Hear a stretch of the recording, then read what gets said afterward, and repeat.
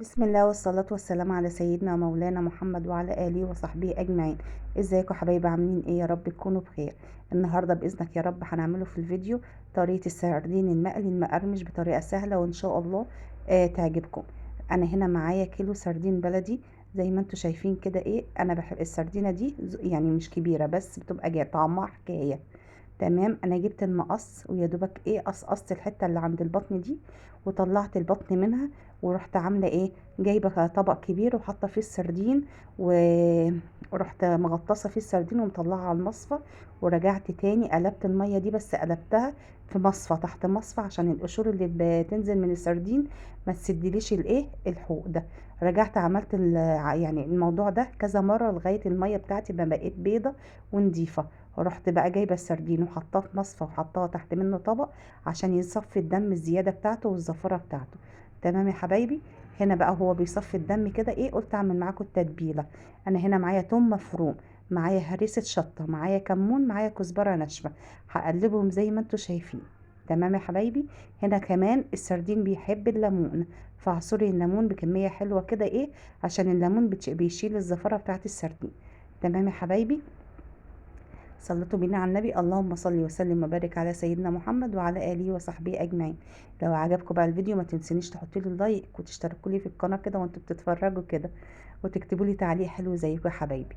هنا بقى انا بعصر كميه ليمون حلوه كده في قلب الدقه، بيخلي السردين طعمه حكايه. الليمون بجد بيضيع يعني زفاره السردين، وفي نفس الوقت بيديله طعم جميل مع التتبيله اللي احنا عاملينها دي. بصوا بقى هقلبها زي ما انتوا شايفين كده، وهحط كمان معلقتين خل. بصوا بقى شكل التتبيله حكايه حكايه حكايه. هتظبطي بقى ملحك على حسب انت ما بتحبي الحدق بتاعك. هتبداي بقى تعملي ايه. انا هنا السردين بتاعي زي ما انتوا شايفين اهو اتصفى خالص من الدم بتاعه. هنزله بقى من المصفى، وهحط معلقتين 3 من الخلطه الجميله دي. تمام، وهتسيبيه حوالي 10 دقايق يتبل. لا، عايزه تسيبيه اكتر من كده براحتك، بس هو السردين يعني عموما بيتبل في ثانيه، يعني ما بياخدش وقت. تمام يا حبايبي. هنا بقى بتقلبيه كده من تحت لفوق عشان كل السردين بتاعك يشرب من التتبيله اللي انت عاملاها. تمام. بصوا انا بجيبها من فوق، بحاول بقى ايه، انا يعني اقلبه كده علشان ما يهريش السردين. هنا بقى هجيب بقى ايه، كوبايه دقيق، معايا كوبايه دقيق، معايا معلقه نشا، معايا ربع معلقه كركم. تمام يا حبايبي. النشا ليه؟ النشا عشان خاطر السردين بتاعك ما يشربش الزيت وما الزيت بتاعك ما يتحرقش، والكركم بيديله لون اصفر وجميل. انا هنا بقى بحب اعمل ايه، بحب امسك السردين بتاعي كله ابدره بالدقيق والنشا علشان خاطر السردين ما بياخدش وقت في القليه، علشان يعني ما اخليش الزيت بتاعي يتحرق. فانا كده بسهل على نفسي ان انا السردين اللي هطلعه هحط غيره. تمام. بصوا بقى هبدره كله وهرجع اقليه معاكم. ولازم وانتي بتبدريه كده تنزلي تنفضي الدقيق الزياده كده عشان ما يتحرقش في في الزيت. السردين ده ما كانش كبير، بس بجد بجد بجد كان طعمه جميل جدا جدا جدا، متبل وطعمه حكايه. بجد كان احلى كتير من الجمبري بجد. بصوا بقى انفضي كل الدقيق الزياده كده علشان الدقيق ده ما ينزلش في الزيت يحرقه.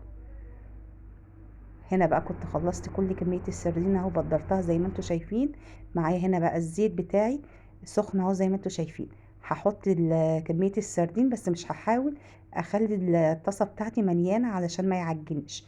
يعني انتي بتحطي وبتسيبي برضو الطاسة بتاعتك مهوية كده علشان السردين بتاعك يتحمر كويس وما يعجنش في نفس الوقت. تمام يا حبايبي. هنزل بالكميه اللي انا قلت لكم عليها. بصوا انا هنا ما بليتش الطاسه اهو، سايباه براح. هتقليه على مراحل كده، هتضمني ان السردين بتاعك مش هيلزق وهيبقى محمر ومقلي ومقرمش وفي نفس الوقت مستوي وجميل. في ناس يا بنات ما بتحبش تفتح بطن اللي هو الصغير. هنا انا بوريكم ان انا عامله معاه شويه رز وسلطه، وكان احلى غدا بجد. بصوا بقى السردين هنا بسم الله ما شاء الله اتقلى ومقرمش، وبصوا واخد لون جميل جدا. هنا بقى هبدأ اطلعه. انا ما بطلعش السردين على ورق، بحب اطلعه على مصفى عشان ينزل الزيت الزياده اللي فيه ويتن مقرمش لفتره طويله. بصوا يا بنات انا هنا قليت السردين كله بسم الله ما شاء الله تحفه ومقرمش وتحفه. هنا بقى انا بحب اعمل ايه، بعد ما بقلي السردين بتاعي بحب اجيب ليمونتين 3 تانيين اعصرهم، واخد معلقه من الدقه اللي احنا عاملينها دي وازقي بيه كده السردين وهو سخن. بيبقى بصوا بقى اعملوا الحته دي هتاخدوا طعم سردين حكاية، بجد بجد حكاية. يعني انا وصفتي النهارده سهله وبسيطه، بس انا حبيت اقول لكم انا بعمل السردين بالطريقه دي وبتطلع تحفه. واضمن لكم ان انتوا يعني مش هتخلوا ولا سردينه في الطبق، بجد كان طعمه تحفه. اعملوه بالطريقه دي والله ما هتندموا.